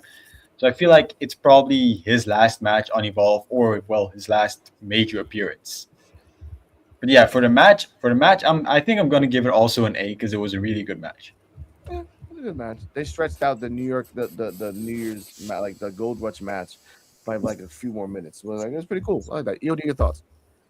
Yeah, I actually agree with Coach. This was like a really good match. It wasn't their best match though, but I do think it was a really good match. I give it an A. I was conflicted because I like Sean Legacy too, but in the way they're doing stuff on NXT, I do agree that it's probably more than likely it's Sean Legacy's, like, because he's already NXT ready. He's been NXT ready, and if you want to do the storyline with the belt and everything, it's like at this point, Evolve even looks different, even with the men now. So it's like there's no reason for him to be in Evolve anymore, to even go after the championship. You got other people, other personalities now. Just put him on the main. Just put him back on NXT as a low North American contender, or even before that, because just get to the main roster. But yeah, Drake, I like the fact that he beat him clean, completely clean. So it's like, it's cool that you cheat sometimes or whatever, but sometimes you do need to beat somebody clean. And since that's one of his biggest rivals and he beat him clean, it left like no discussion on if he could do it on his own or not. So I liked it. And then I know we'll talk about the post match a little bit later, but yeah, I think that's why I think based on the post match, that's why I think Sean Legacy, he might be going to NXT. So okay, I get that. What were your thoughts on the? By the way, we're gonna. What's your thoughts on the match? I'm gonna press some buttons after you're done. Come on. No, I agree. It's an A match for me. Yeah, I'm accepting at this point that Sean Legacy isn't going to get the belt, but I'm not really sure who's going to take it off Jackson Drake. They did say he's had the belt for 217 days, which is 7 months. like 7 months and some change. So yeah, that's a long time. Yeah. Anyway, I give this an A. This wasn't a great match. He's right. The best match was actually the Gold Rush match Technically, the Gold Rush match, and then the first time they ever had a match because they really was showing up. That was like early Evolve, so they really didn't give him that much trust. Gold Rush, they gave him trust, and then this one, they're like, oh, we know Gold Rush was awesome. Give us the same match, but add like a few more minutes, like stretch it out. I'm like, all right, I guess. So I give this an A, but honestly, either Sean Legacy goes up, or Jackson Drake loses the belt, or he's there for another 3 months. Either or, because we know that since they do like 4 sets of tapings per time, they probably told the NXT people like, look, Jackson Drake's gonna have the belt after this anyway, so you can show him on NXT with the belt. Doesn't matter. Because it'd be really weird. You show him on Tuesday, he loses the belt on Wednesday, and then next week he's on the belt. He's still showing the. It's a weird thing if it actually happens. But I will say, post match, and I can't even call them the Backstreet Boys because the Backstreet Boys are the team ID. NSYNC come out. No, wait. How many people were in 98 Degrees? Like 4. I'm thinking of like a 5-man, right? Like Nick Lachey and like 3 other people, right? I used to get them all confused back in the day. Yeah, so I'll just call them 98 Degrees. So 98 Degrees come out with Cam Hendricks. So you got the Diesel Brothers, you have Cam Hendricks, you have now you call Keanu Carver Temple Carver because he's from like he studied in Temple, and at the same time he looks like he found a woman, and it warmed his heart. So now he dresses like really nice. He wears nice pants. I'm like, where's the guy that was scared to go to the streets? Now you're scared to go to Bed Bath and Beyond without your card. Oh, he looks like he's on vacation or something. He's dressed all nice. I miss the crazy Keanu Carver. I miss the guy that was so insane that people were just scared of him. He punched the wall. He punched the wall. And he realized like I gotta be a better man. He went to church. And I think he really he's dating Mara Shade. So if he is, I understand why. He's like, I got Mara Shade. I won. I called him Temple Keanu. Yeah, Temple Keanu. But he's thought the Cam Phoenix comes out. Oh, got the number 1 contender. We got the team PC over here out of nowhere. And I think me, EOD, and Coach kind of like brought this into existence. We talked about this guy. We said that, after LFG is over, someone's coming back to hell. Like, whether you like it or not, bruh. Harlem Lewis returns to Evolve. Piss the hell off. Yes. Doesn't even look at Keanu. He's like, Keanu who? Walks right into the ring, walks into the fucking where Brad Baylor and Ricky Smokes is, tells Jackson Drake, I'm not Team PC, I'm not Team ID. I just want that championship. And if anyone else has a problem with that, step up right now. And Brad Baylor and Ricky Smokes being the two, like feeling like I feel like they're the 2 bodyguards that you paid for, and they know they're gonna get their ass kicked, but they got paid for the night. Yeah. You gotta do your job, bro. Sorry. And then Jackson Drake is scared crapless, like just scared. But he tells the 2 to go back and leave. And that's the end. Harlan Lewis standing tall, welcoming back with love the mutton chops. Love the Arn Anderson reference. He was a great shape too. He was but lost a lot of weight. But I miss Harlem. We brought him back. I'm sorry, Harlem. I'm sorry. And then the day after your girlfriend loses the belt, that sucks. Like you're super pissed because you had to hear your girlfriend cry for the whole 24 hours before the kayfabe wise.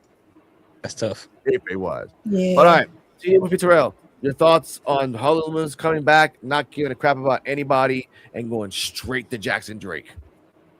Oh yeah, it's great to see him back. It was great to see him back on there. And going for the title, I don't blame him because he would have got come for that really when he stayed on there. But I don't know. Well, he probably would be the one to probably get the belt off of him if any one of the other ones from the PC would reach to him first. Yeah. But the man gunning for some gold since he came back, so he wants some gold. Yeah, man. That's all he wants. He don't need, nobody getting in his way. The only thing he wants is that championship title. He ain't choosing sides for no one. All he wants is a belt around his waist and the championship money.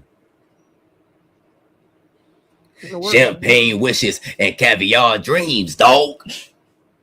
Yeah. But I remember his catchphrase. I get to kill people for free. I miss that Harlem Lewis. Yeah. I get paid to kill people for free. I get paid to kill people. Yeah, that's the one. Yeah. I miss that phrase. I miss it. Coach, welcome back, Harlem Lewis.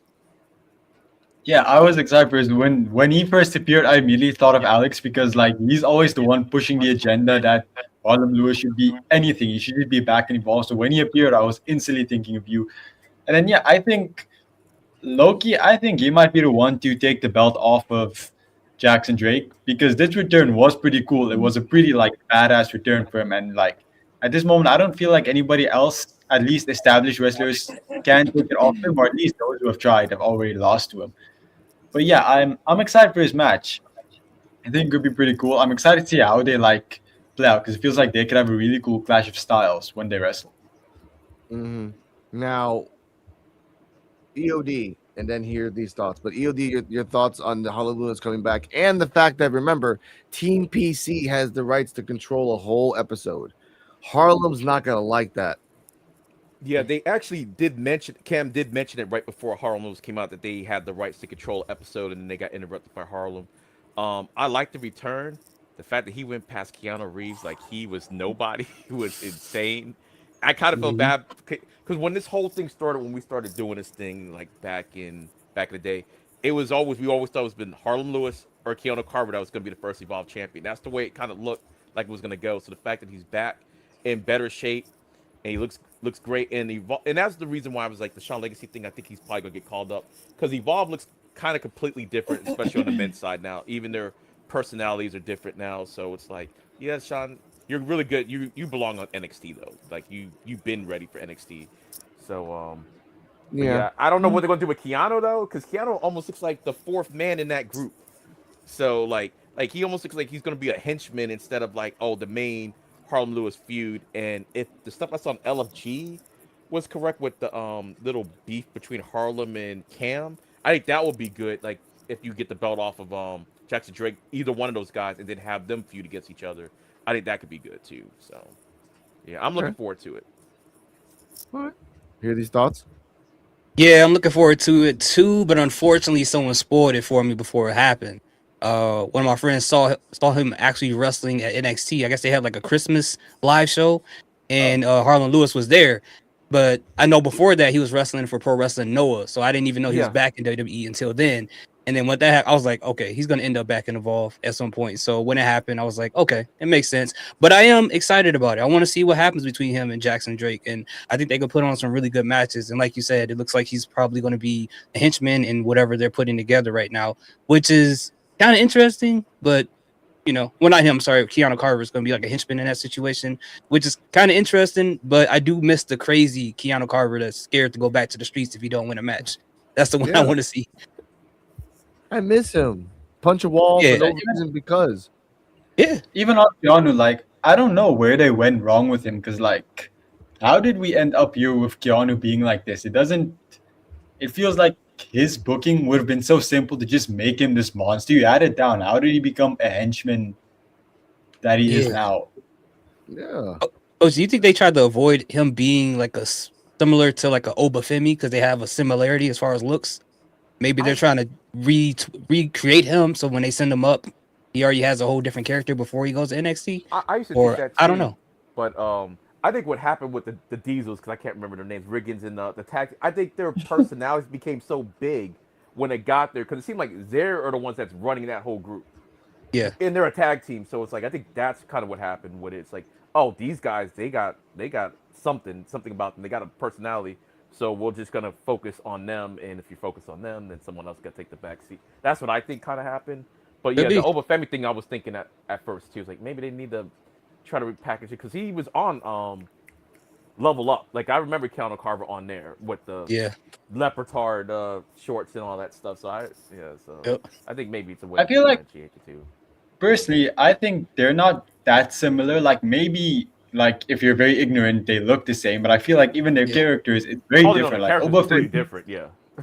So I don't feel like the similarity excuse really works because like Keanu Carver, he's just a beast, like a mindless beast. While Obafemi, he's kind of like sophisticated. He's also like in a way very smart with what he does.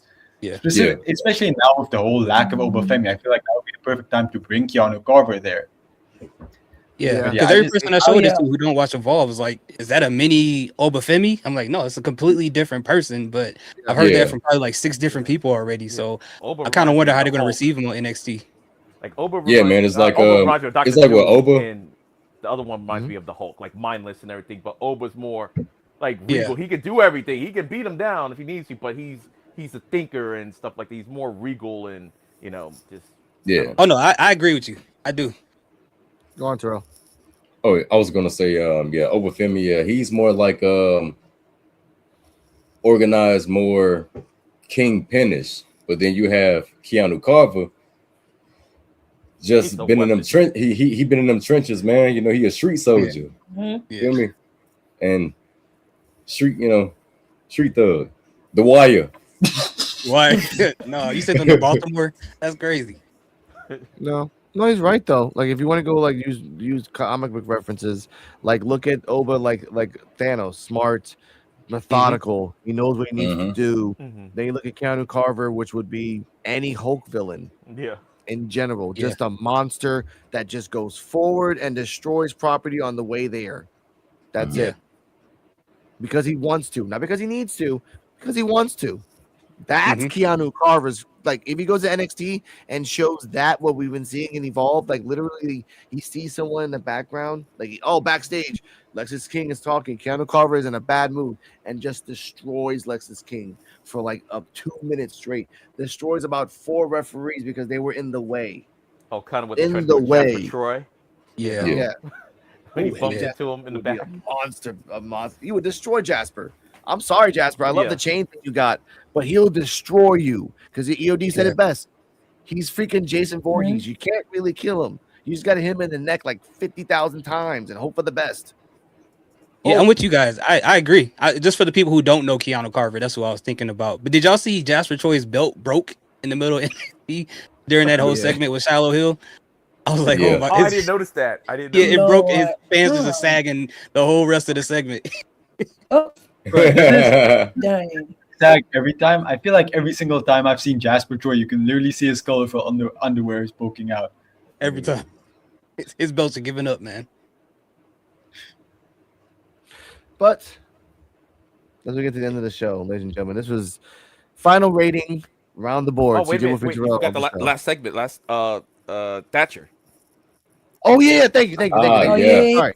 Yeah. Oh, thank you. Okay. Okay. After everything was done, and Thatcher's like he saw like he was like a proud papa, and he walked away. He's like, that was a great match, guys. And he walked away, and he's going to the parking lot.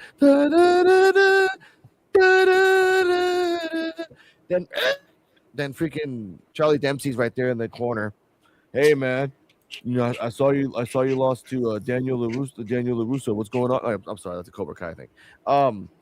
He's like, look, leave me alone. I'm not gonna fight you. I'm just trying to do my thing. Charlie Dempsey just eggs him on, saying, look, I just wanted to be like you. How can I say I'm a pure wrestler if I can't beat you? Like, you got to give me this match. He's like, look, I'm not trying to do this. He just pushed him up and pushed him, basically goaded him and saying, you know what? I don't like your attitude. Fine, we'll have a match next week. Charlie Dempsey versus Timothy Thatcher. It's going to be a grapple match. It's going to be a submissive match. It's going to be that That's a Terrell match crowd right to be there. very silent, and there's going to be a lot of groans. Oh my God. I see it. That's the way it is in this wrestling world with those freaking grapplers. Ladies and gentlemen, let's talk about that. Yeah, let's talk about next week for what we know. We have we have the triple threat and Thatcher versus Dempsey. Predictions: TJ Wolfie and Terrell. Both those 2 matches. You want to do first? Yeah. Oh. Hello? Yeah, we hear you. No, Oh. yeah. His phone? He's doing. Yes. Yeah, I don't got my glasses on. Yes, this is William Riddle. Yeah, I like that. Yeah, man. Well, your son had pissed somebody off. He has a match coming up. Oh, he has a match coming up? Against who? Timothy Thatcher. Oh.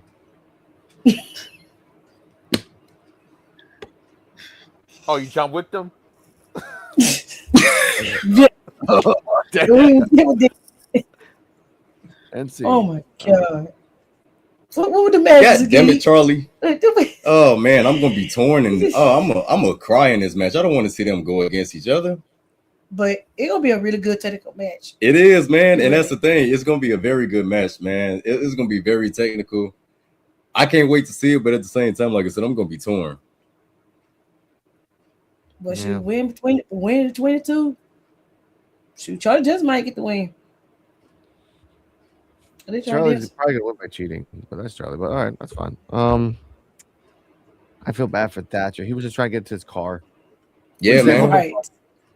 He doesn't have. He ain't got no freaking Lamborghini or Super Ford. He just has a normal 1994. Yeah, just a humble Toyota. That's all he got. Bro, how you know? Bro, how you know it's 1994? Now, come on now. I live in no. You know why? I live in Puerto Rico, and the main car you see around here, around people who pass it down from Father the Son, are 1992 to 1996 Toyotas. It's here. They last forever. So all you gotta do is just go to the dealership, fix the engine, do it again. So when I saw the frame, I'm like, oh, that's a 94 Toyota. Because you can see from the frame and the inside. It's really quite amazing. Yeah, man. Those and the Civics, they both last 94. Yeah, very reliable cars, man. Oh, they are. I love them here, and also, I love Volvos here, but they're expensive. But either way, I'm not. This is not a car episode. Coach, thoughts on just predictions? For next week or this match specifically? No, just for next week. Yeah, just 2 matches in general. I don't really know. I feel like I'm very excited for Timothy Thatcher and Charlie Dempsey match. I think that's going to be a banger. I hope the crowd is invested in it because, usually for technical matches, they aren't as active. But I want Charlie Dempsey to win, not because I don't like Timothy Thatcher. I just feel like he needs it more. And I don't know. I don't know how I feel about next week. It's going to be a good show. I don't know yet. Yeah. Okay.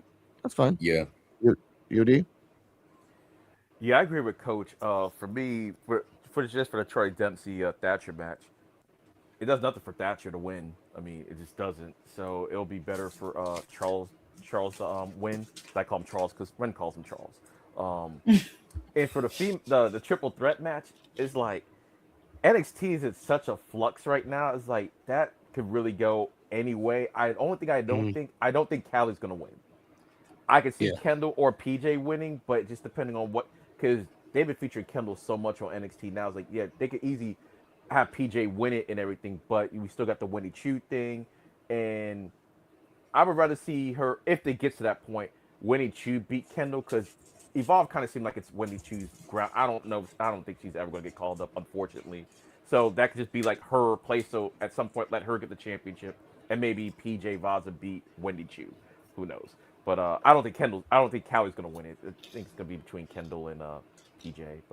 And Charles should win his match because there's no reason for Thatcher to win. He doesn't even wrestle that much. So it'll be a good match, though. It'll be a great match. But yeah, I think Charles should win. Of course. All right. Hear these thoughts? Yeah, I agree. I don't think Thatcher's going to win that match, even though he may need the bonus for the 94 Toyota that he got out in the parking lot. But outside of that, I think it's going to be a really good technical wrestling match, like you guys said. I love those type of matches. So I don't know how the crowd's going to react to it. It is going to be real quiet and a lot of groaning, like you said. But those are the type of matches I love to watch. And as far as the triple threat match, I agree with EOD. It could go really any way outside of Cali. I think Cali definitely is going to lose. He's going to go get sent up. At first, I was thinking that PJ Vasa could win the match and then go face Wendy Chu. But based upon what we saw after that match tonight, well, it shows us that Wendy and Kendall's going to have their match. But I'm selfishly looking forward to a Wendy Chu versus a PJ Vasa match in some type of no holds barred, no disqualification match, because I think that'll be an amazing match to have on the show. Okay. Actually, PJ Vasa would probably win that match if Wendy. Yeah. Well, I'll say my thoughts. What are your thoughts between Thatcher and Dempsey? I'm excited to see this match, and I like this segment. Yeah, that's my thoughts on it. Everybody else. Okay, I get that. All right, I'll talk about that later. My thoughts on Thatcher versus Dempsey. I think Thatcher's gonna win because he has the experience. Like he has the point that he knows technical wrestling. Dempsey's gonna Dempsey's gonna show out because he wants to show out big. He wants to be like the big villain at the end, but say, "Oh, I did it." Thatcher's gonna be the smart guy. Said he wants to prove himself. He wants to prove himself, but then Thatcher's gonna realize like I've been training guys about this, and I've been training technical wrestlers. You're gonna do something really elaborate to trying to show off, and for me, I know how to get out of it and make it against you. That's what I think is gonna happen. I think what would make this a good story Yeah. is if, like, okay, Charlie Dempsey wants to prove himself so bad, but then he ends up losing. Yeah. And Best then of that three. shatters Best his of ego, three. It's like, all right, well, No, yeah, it's good to do a best of three. He loses the first one. Thatcher gives it to him again because he feels bad. Thatcher loses that one. Thatcher's pride gets hurt, and then you do a third one, which is just, and you can do like an old school like English styles match. It doesn't really matter, but with the triple threat, I want Kendall to win because again, Kendall knows how to beat Callie, and vice versa. So if Kendall's smart, she'll find an opportunity when Callie's trying to do the Cali connection to PJ Vasa, because I was actually thinking of this in my head, and you can do this in a 2K26 version in a sense. Callie started the run doing the Cali connection, right? And she's running. Kendall slides in and then does her like her flatliner real quick. You just got to jump in at the right time, do the flatline, pop, 1, 2, 3. That's how you win. The reason I'm saying this is that I want Wendy to beat Kendall. If we all acknowledge here in the Evolve with P.W.F. in the chat, if we all acknowledge that Kendall and Callie was destined to happen, we have to acknowledge as well that Wendy and Kendall is destined to happen. Yeah. It has to happen. Wendy has been there, So that's what I wanted to say about that. I think Kendall does it, and then they go to Wendy. And if I swear, I hope they do this. Wendy takes the belt, then it can do a Wendy PJ Vasa, a Wendy this, a Wendy Nikita Lyons. You can do Nikita Lyons was Wendy Chu was a badass match, run it back. But now Wendy Chu's a champion. Mason Holiday, Chantel Monroe would like to have a rematch. You don't have to do a feud. You just do like a simple title match. That's it. That's what I think because PJ Vasa is great. She has the belt for 2 years because of the Samoan dynasty. Do you think and this is just me throwing something out there because I think what you said about the whole Thatcher thing, that's a great idea. I love that. But do you think that they probably could tell a story where Thatcher does lose and then he feels like he doesn't have it anymore and then try to, get back to being what he used to be and eventually beat Charlie? I don't think so because I don't think he has an active wrestling role on Evolve. I don't think they'll dedicate massive amounts of storyline time to him. I think it would be cool. Don't get me wrong. I think it would be very cool. I just don't think they want to dedicate the time to Timothy Thatcher if they can rather do it to some of the younger guys. Yeah, well, I'll say this just because y'all might not know. There's the got a ID showcase this weekend. He's supposed to be fighting Mathers, and I think that might just be kind of what since he's kind of like a trainer, does like these little shows like that and everything. But like on TV, I kind of agree with Coach. But I was kind of hoping that maybe what could be a good story, like Thatcher does beat Dempsey, and then Dempsey humbles himself, and then maybe a mentor thing, so that way they don't have to like really use Thatcher as much like wrestling wise, but then trying to show Charlie like, okay, you're arrogant, you got potential, and do a mentorship thing to kind of keep it going a little bit. That's if they're even going to have Charlie on Evolve like that. That's the thing I don't even know if they're even going to have him on Evolve like that. I thought maybe it's just like a one-offer and stuff, but who knows? But I don't. But it's Evolve. They don't really do one-offs. Like every time they do a story, it's for a reason, for another reason. Like even Lexus King came in for the Vanity Project because he was helping the Vanity Project, and in the end, they referenced him one time. Yeah, and but that's then what I mean. Like how kept he was going. there for like a little bit, and then he went back to. I think the Charlie Dempsey maybe for like a little bit, and then, but who knows? Because he doesn't interact with anybody else on the roster like at all. It's like he's got his own little sub story thing. So I don't know like if he's really a part of the Evolve roster or not. If Charlie Dempsey does stay on Evolve, I would like to see him interact with Kendall Gray because of the whole Rank UCC connection. It would be weird, but I feel like we can do something like that. Again, yeah. Because now we talked about this on NXT. Like now, because Carly Bright is out with Kendall Gray and Evolve, and Red QCC is looking for another partner. We don't know who it is, but they've already confirmed it. Dude, we found the number 3. We're gonna go get her right now. Yeah, it kind of makes sense. I just don't want it to be Carmen Petrovic. Like, come on now. I want it to be Tyra May Steele. Like just the female Kurt Angle. Like this is what you need in the ring QCC to be like legit, like just legit trouble. You got the squirrely Kendall Gray. You got the suplex machine Tyra May Steele, and then you have Ren Sinclair. But it's still the comedic Ren Sinclair. I'll say that. Like Ren Sinclair's awesome. She needs to be a villain. I don't know when.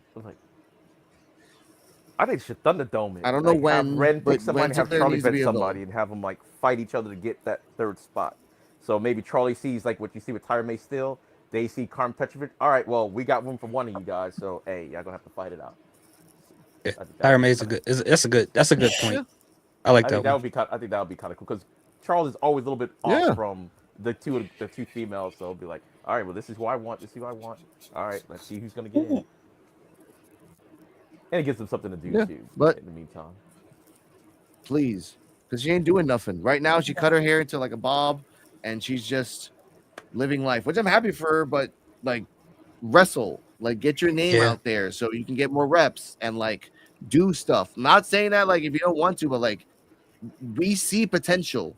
We saw potential in Callie. Guess what? Ding ding, she's a freaking powerhouse. We saw potential in Kendall. Bing bing. We saw potential in this new Wendy, which is a 6-year wrestler that's been in NXT for roughly a long time. Like now, and even Nikita. No, people don't like Nikita. I like Nikita. I like this Nikita. I like this crazy Nikita because she realizes like it's like I'm in the lowest level of wrestling right now, so I'm gonna have the best time of my life. Yeah, she's just trying to have fun right now. Yeah. Yeah. Why not? Have fun. Ariana Grace is having fun getting like 2 things on her body over and over again. You're getting paid for that, Ariana Grace. You should really tell them to stop doing that. But I get it. It's prop comedy. Either way, final thoughts, final rating around the board. Let's say this quick so we can say our goodbyes. CJ Wolfie Terrell, final rating of the show. I can show A. Yeah. Hey. Yeah, man, I'll give it a A. It's a way to bring back and Evolve that we dearly missed so much, and what better way to come back than to come back like you never left. Yeah. Coach? I'm going to say a B+ to an A-, mainly just because of the very first match of the night. That kind of brought it down for me a little bit. But besides that, the rest of the night was really good. So I'd say, yeah, either A- or B+. UD? Yeah, I agree with Coach. For me, it was like a B show, mainly because of the first match. But yeah, the rest of it was great and everything. But the first match kind of brought it down some, so I give it a B. So because I've seen way better Evolve episodes. So Hear these thoughts? Yeah, I'll give it an A-, simply for the same reason Coach and EOD said. But I told this to a lot of people, so hopefully they enjoyed it as much as I did for people who didn't watch Evolve before. So we'll see how that turns out. Yeah, I should say I think this is on everybody. It was a really good episode. I don't think it was a bad episode. I know. You always give it like really good ratings. Cardi M, last final rating of the show. I give it an A. It was a good show. I give it an A. Well, I give it like an A- because the first match was like Carmen Petrovic should in the next 2 weeks say I want a title shot. Has to say it. Like needs to say it. Like if her purpose is to fight every newbie that comes in, then all right, I guess. But like, come on. That like I kind of felt like they're giving her the Rich Holland deal. Like this is what's supposed to be Rich Holland's supposed to do, but he left, so we're just giving it to you. I don't really know, but either way. Oh, that's true. Yeah, A- for me. But I also want to say, NXT, you should really go to Evolve and ask them, hey, how'd you do those promos for Trill London? I kind of like want to learn how to do that because I need that at NXT. Like, throw Raw and SmackDown in there too. They need to do that as well. Yeah. Right. Like sell them an underground program. Like here, just take this, use this. It works for me. But ladies and gentlemen, this was the Evolve episode 42 post review.